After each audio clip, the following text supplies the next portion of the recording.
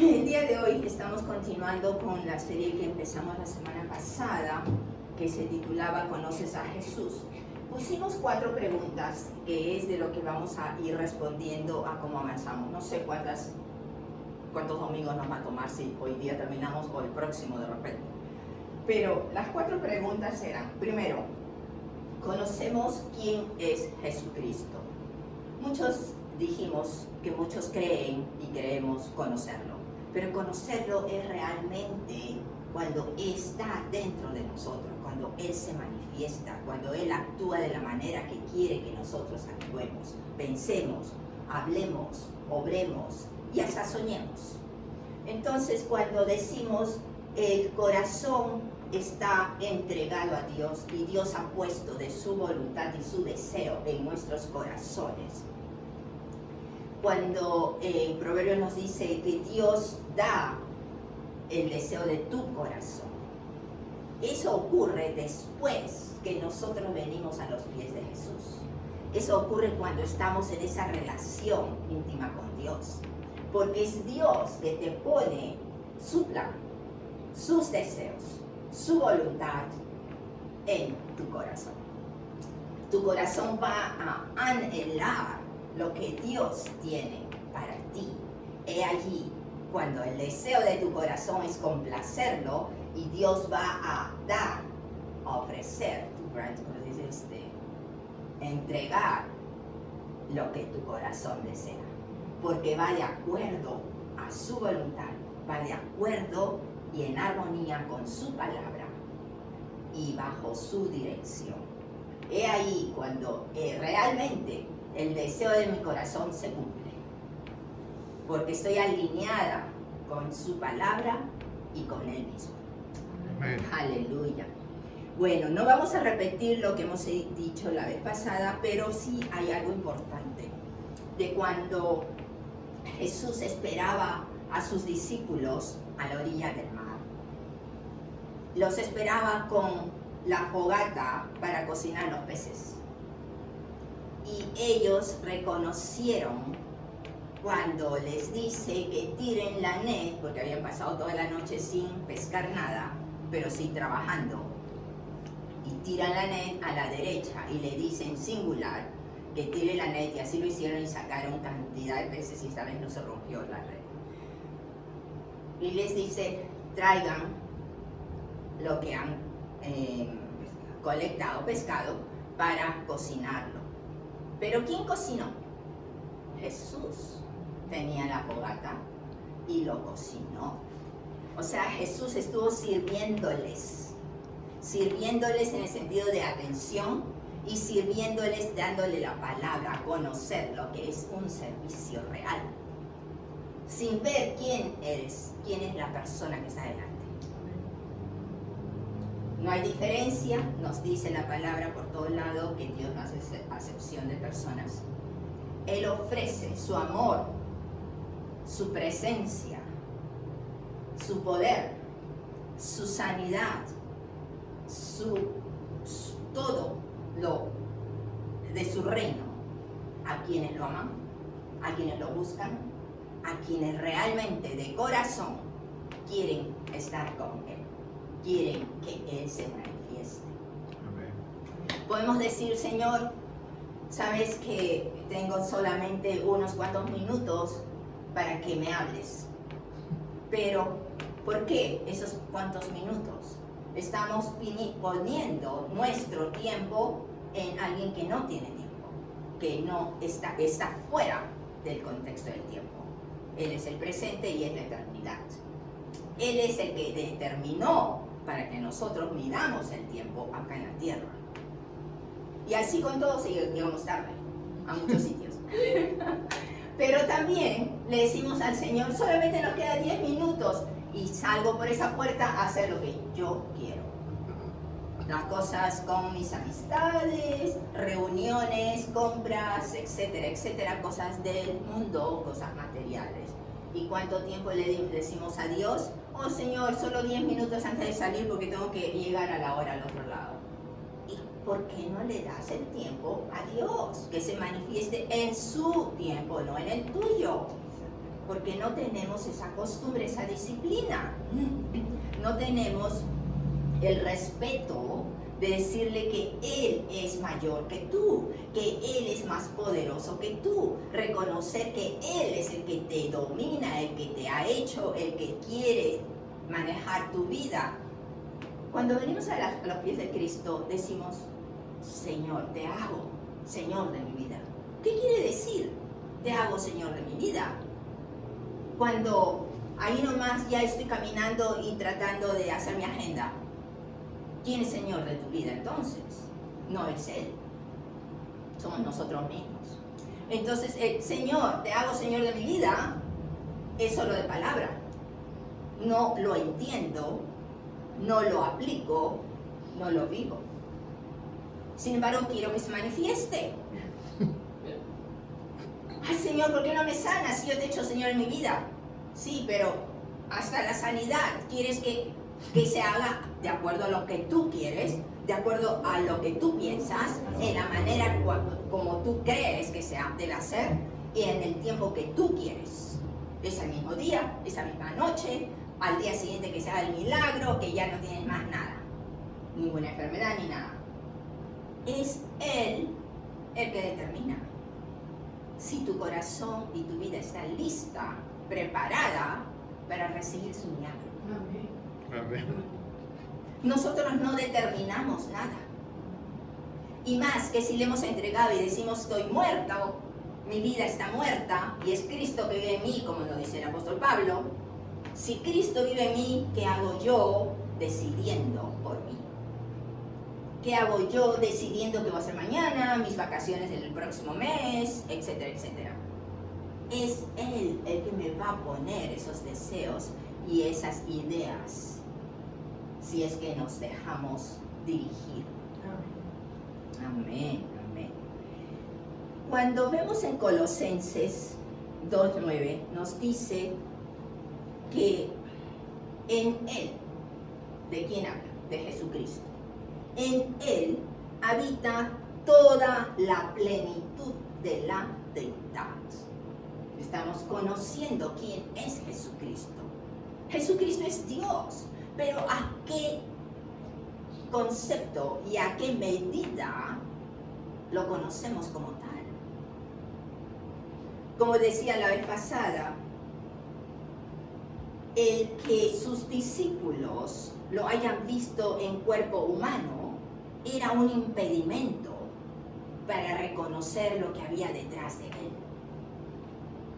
Nosotros somos privilegiados el día de hoy porque tenemos el Espíritu que nos ha mandado Dios Padre para que nos revele, nos quite esa venda y nos haga reconocer a Jesús en el Espíritu.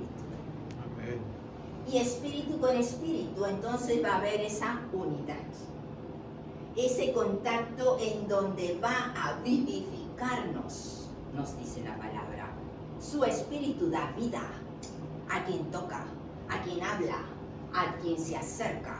Y si lo dejamos que realmente viva en nosotros, va a vivificarnos, va a levantarnos, va a movernos. Y eso es lo que necesitamos para muchos.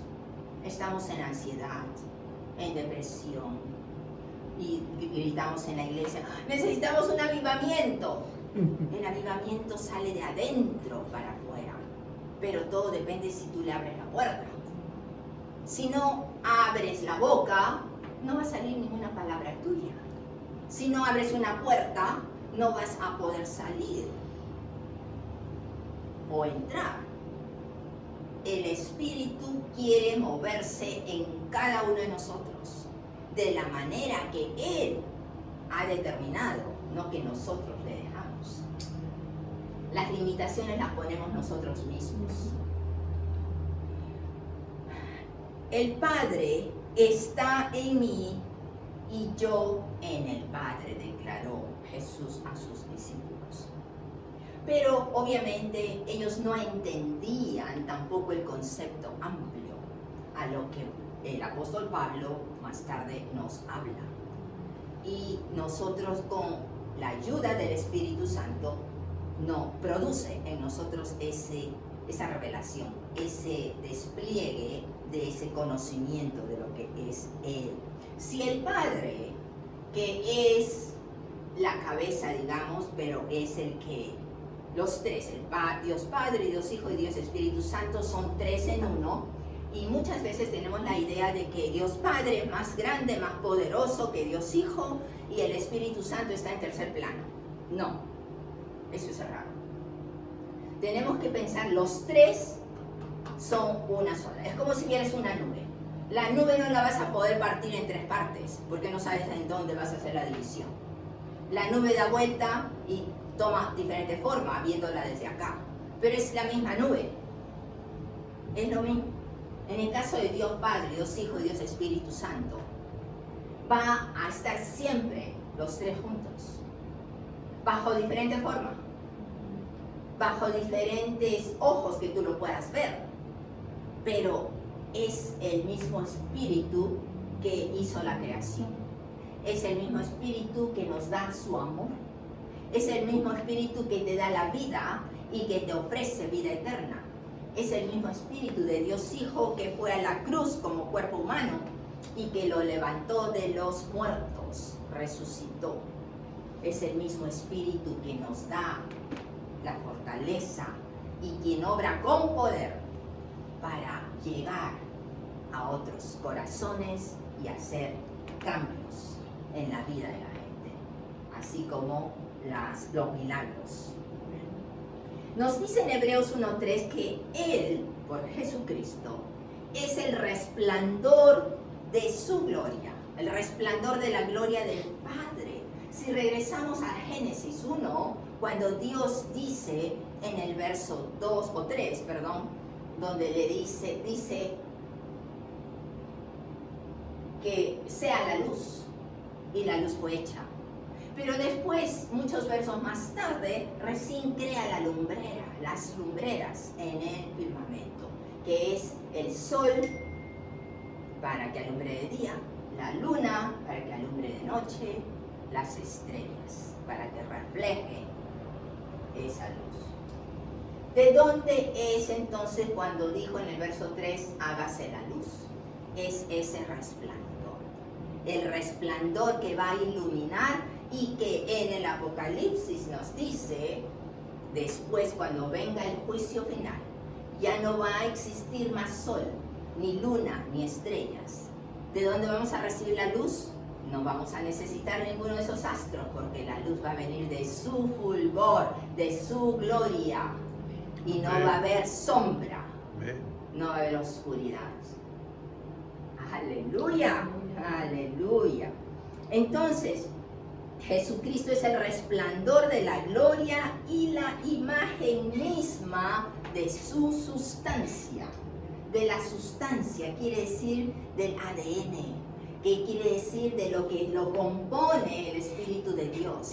Él, como hombre, también está compuesto por dentro, lo que es el mismo Dios. Porque el mismo Jesucristo declaró en Juan 17, cuando hace su última oración al Padre delante de sus discípulos, y le dice que ellos se entiendan, en otras palabras, estoy parafraseando, que tú y yo somos uno, y que ellos también puedan ser uno conmigo. Pero ya le había declarado que si nosotros lo amamos a Él, amamos al Padre, y el Padre y Él van a venir a morar en nosotros. Quiere decir el mismo concepto de la nube, que donde hay uno están los otros dos. Quiere decir que los tres están juntos. Los tres actúan a la misma vez, porque el Hijo no puede hacer nada, nos dice Jesucristo, que sus obras todas eran hechas porque el Padre estaba en Él.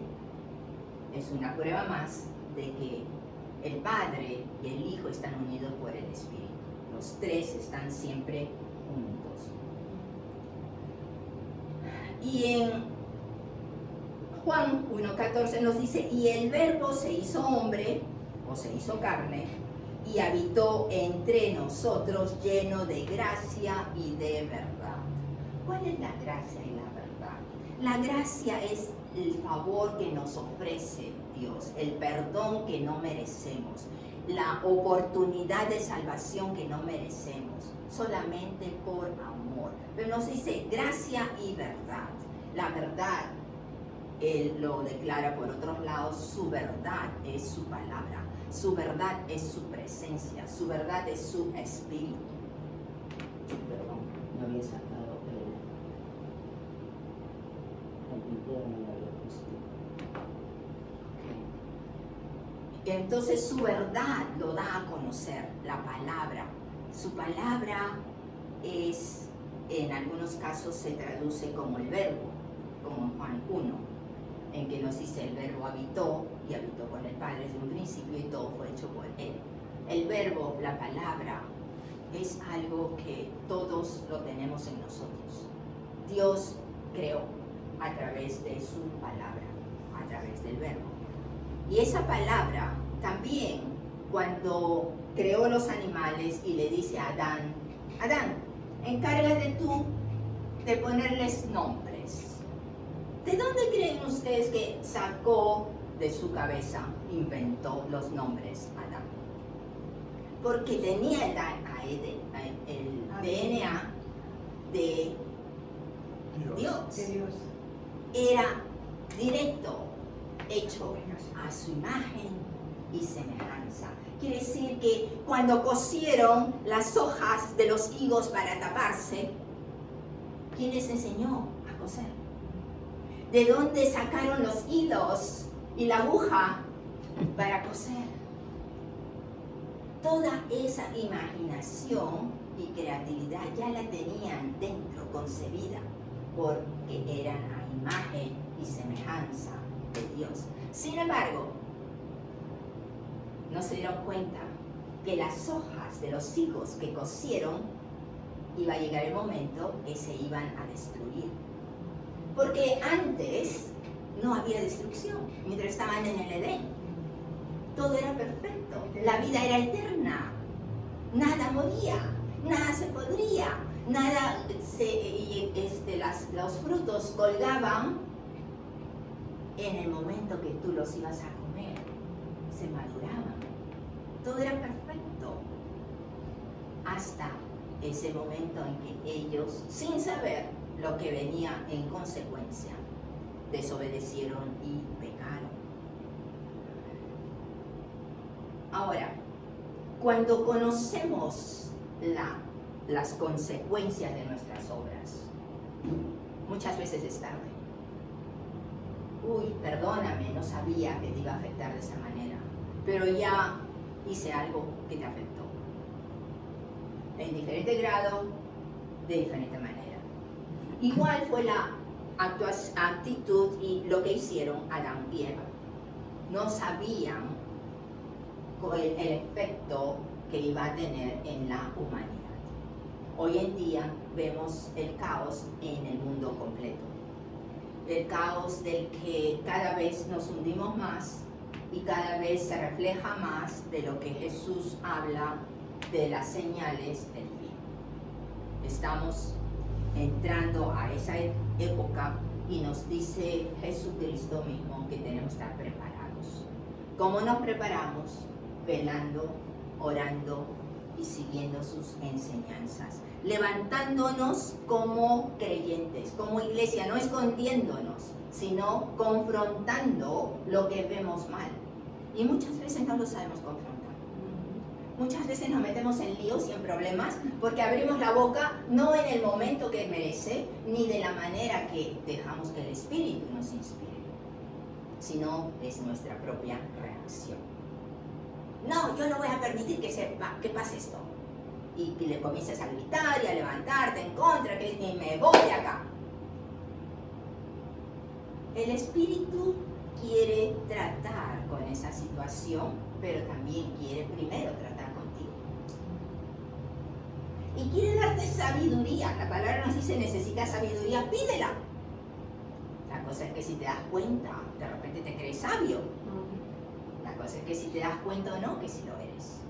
Y no somos sabios por nosotros mismos. El conocimiento y la letra no te hace sabio. La sabiduría, nos dice la palabra, viene de Dios solamente. Y la sabiduría es el saber aplicar el conocimiento. Lo que tú has aprendido a través de tus títulos, estudios, lo que sea, es conocimiento. Pero la sabiduría es la aplicación efectiva que te va a poner el Espíritu. De esta manera, con estas palabras y en este momento. Amén. Aleluya, aleluya. ¿Cómo conocemos a Jesús? ¿Qué lo movía a Jesucristo cuando estuvo en su ministerio terrenal aquí? Haciendo, obrando, sanando, yendo por todo el mundo. Su compasión. La compasión es el amor en el corazón. No es como decir, siento pena y mira qué mala situación está. No, la compasión es buscar también una solución, apoyar a esta gente, darle una esperanza, hablarle de lo que ha de venir, qué debe buscar, darle esa luz que necesitan para seguir ese camino de libertad. Y libertad, estoy hablando de opresión del pecado, la opresión de la misma familia o de ti, como tu propia persona, porque la opresión muchas veces viene por tu propia mente. ¿Que te limitas? No, yo no puedo entrar ahí, yo no puedo hacer esto. Mira que me duele o tengo artritis o no sé cuántos y no puedo ni siquiera estirar mi brazo. Tú misma te estás limitando. El Señor nos dice, conoce la verdad. Y la verdad que tú conoces, solamente la medida que tú conoces de su verdad es lo que te va a hacer libre. Si tú conoces un poquito más, esa libertad va a crecer. Se va a extender a otras áreas. Y si quieres conocer toda la verdad, estudia entonces toda la Biblia y conocerás más de lo que es Jesús. Amén. Y lo que Él puede hacer. Él nos ofrece la sanidad, Él nos ofrece la libertad, nos ofrece la salvación, pero muchos nos quedamos o se quedan en la salvación, el evento de salvación, y no quieren más compromiso porque dicen, no, ya con eso tengo bastante, y se dedican a su propio camino y sus propios deseos. Nos dice Jesús lo que es importante para la vida de alguien que quiere seguir a Dios. Nos dice Dios que quiere que demostremos su amor y que seamos compasivos unos con otros. Cuando se le acerca un leproso a Jesús, ustedes saben que en aquella época la lepra era considerada pecado. Gente que había pecado y que era como castigo de Dios, que tenían lepra. Pero nadie podía tocarlos. Y para evitar el contagio, porque era una enfermedad muy contagiosa, los mantenían fuera del campamento, desde la época del Éxodo estoy hablando, y fuera de las ciudades. En el camino, porque Jesús siempre ha caminado de una aldea a otra con sus discípulos, se le cruza un leproso. Y el leproso, Jesús deja que se le acerque, pero sus discípulos no querían que se acerque, ni que Jesús lo toque. No, ¿cómo vas a acercarte? ¿Cómo vas a tocar? Más bien tú estás en falta, no puedes ir contra las leyes de Levítico, que no debía acercarse. Pero Jesús deja que se acerque y lo toca. Jesús tocó en cuerpo humano a un leproso, pero como él era limpio, no tenía pecado, el poder de Dios se manifestaba a través de él. Él en su ministerio terrenal nos ha demostrado cómo actuar nosotros aquí en la tierra, cómo vivir. Quiere decir que si hay alguien en necesidad, que es el que representa a este leproso, y está separado está aislado de la comunidad y de todo privilegio, porque es, digamos, alguien que va a contagiar, alguien que no está bien visto, alguien que está rechazado por diferentes motivos, ya sea, puede ser un ladrón, puede ser un mentiroso, puede ser alguien con una enfermedad, en diferentes situaciones. ¿Qué nos pide Jesús? ¿Cómo actuemos? Él se acerca y lo toca, porque Él sabe cómo es su corazón. Y sabe que Él quiere ser sanado y que luego va a ser su testigo del poder y de su amor.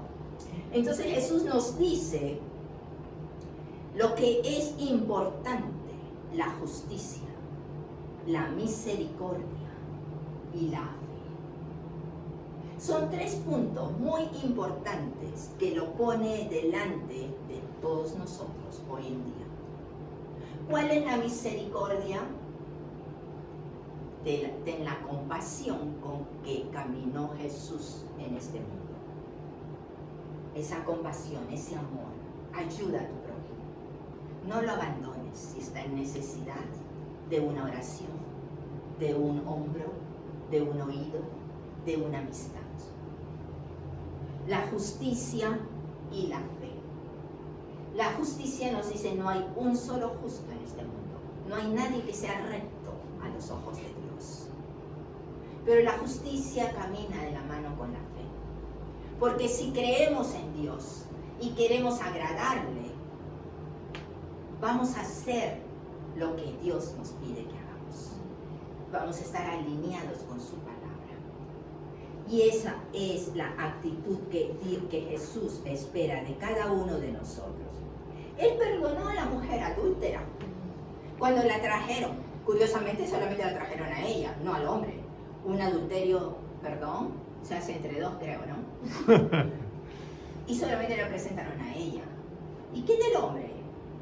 Nadie conoce de él, ni siquiera lo nombraron.